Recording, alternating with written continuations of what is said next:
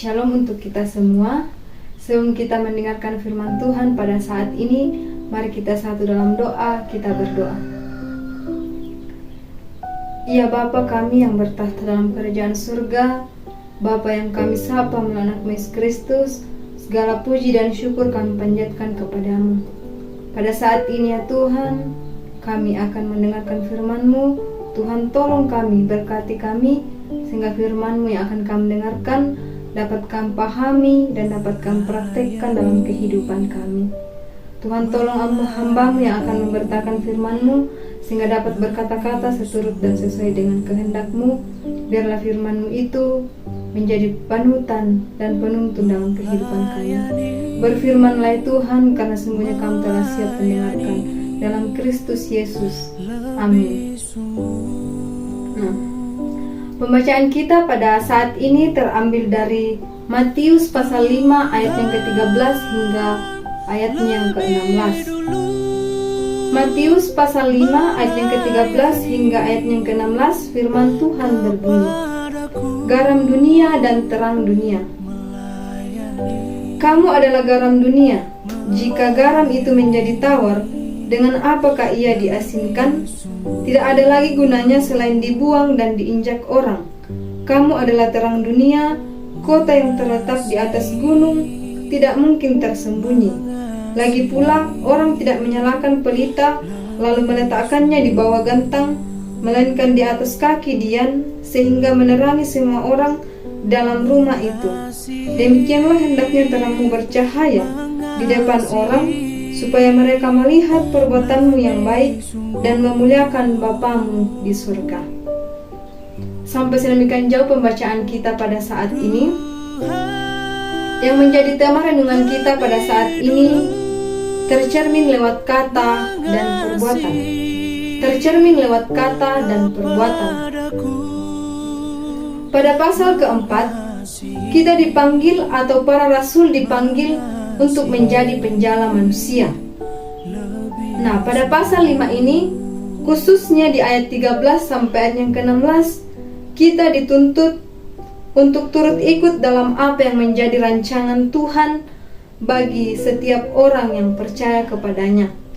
Dengan terus setia, berada dalam janji Tuhan, melakukan apa yang baik di hadapan Tuhan.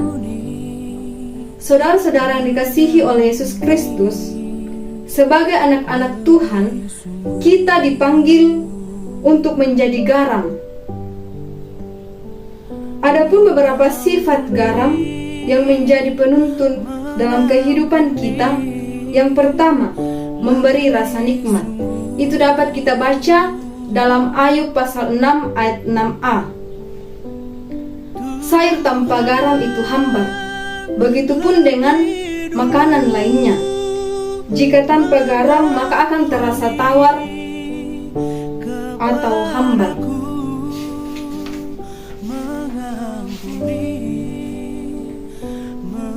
Dalam Ayub 6 pasal 6a ini, firman Tuhan berkata, dapatkah makanan tawar dimakan tanpa garam? Nah, untuk itu, kehadiran kita sebagai garam di dunia ini, tugas kita adalah memberikan rasa nikmat kepada orang lain yang berupa kasih, damai dan sukacita. Bukan sebaliknya menghina orang lain atau memberikan rasa tidak nikmat. Yang kedua, mencegah kebusukan. Di tengah dunia yang penuh dengan kekacauan yang tidak terkendali, kita dituntut untuk mencegah kebusukan moralitas dunia, seperti korupsi, seks bebas, narkoba, dan lain sebagainya. Semuanya itu perlu diperbaiki atau dicegah dalam menjalani kehidupan ini. Yang ketiga, mengakibatkan kehausan. Kita sebagai garam dituntut untuk membuat orang-orang merasakan haus akan firman Tuhan. Dengan cara kita memperlihatkan perbuatan kita menjadi contoh bagi orang lain, untuk membuat orang lain menjadi penasaran akan pribadi Yesus Kristus, sehingga orang lain mau mencari bahwa siapa sosok Yesus itu.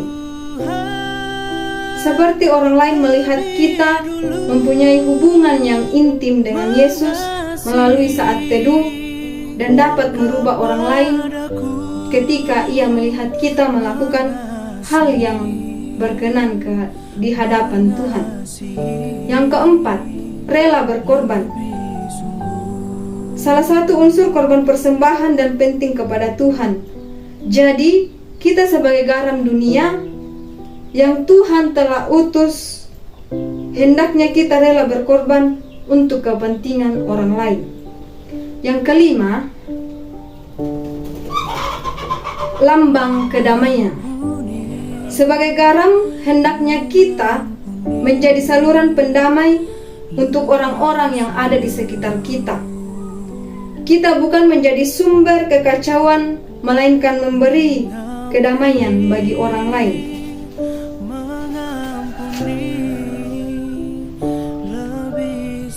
Untuk itu, saya akan membacakan ulang pembacaan kita pada saat ini yang bermulai dari ayat 14 sampai ayat yang ke-16. Kamu adalah terang dunia, kota yang terletak di atas gunung tidak mungkin tersembunyi. Lagi pula orang tidak menyalakan pelita lalu meletakkannya di bawah gantang, melainkan di atas kaki dian sehingga menerangi semua orang di dalam rumah itu. Demikianlah hendaknya terangmu bercahaya di depan orang, supaya mereka melihat perbuatanmu yang baik dan memuliakan Bapamu yang di surga. Nah, dari ayat ini kita sebagai anak-anak terang menceritakan fungsi terang ialah menerangi kita dari kegelapan. Saudara-saudara yang sama dikasihi oleh Yesus Kristus, ada beberapa unsur terang. Yang pertama,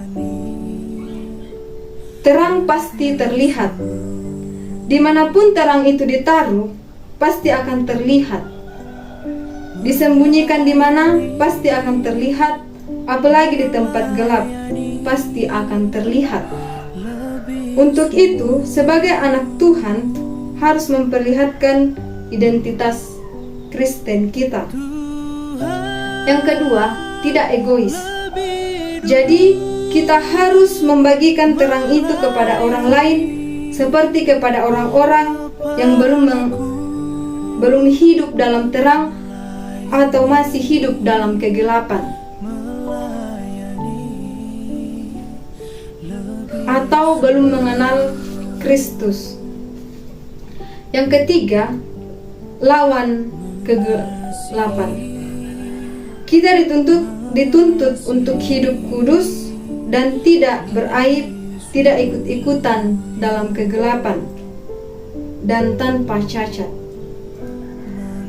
Supaya terang itu tetap terlihat, dimanapun dan keadaan apapun kita harus memberi contoh pada orang lain, tetap konsisten dalam memilih mana yang baik dan mana yang buruk, serta terus berada dalam rancangan Tuhan, yaitu menjadi garam dan terang.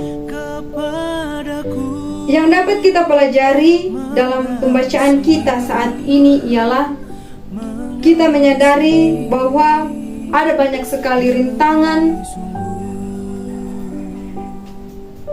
dan godaan serta tantangan yang menghampiri kehidupan kita. Tetapi kita sebagai garam dan terang yang telah dipilih oleh Kristus, hendaknya melakukan apa yang dikehendakinya dengan berdiri teguh di atas firman Tuhan. Berdiri teguh di atas firman Tuhan. Kiranya Roh Kudus menolong kita untuk memahami dan melakukan firman Tuhan yang telah kita dengarkan pada saat ini. Tuhan Yesus memberkati. Demikianlah firman Tuhan yang boleh kita dengarkan dan renungkan pada saat ini, biarlah boleh menjadi penuntun dan pedoman dalam kehidupan kita.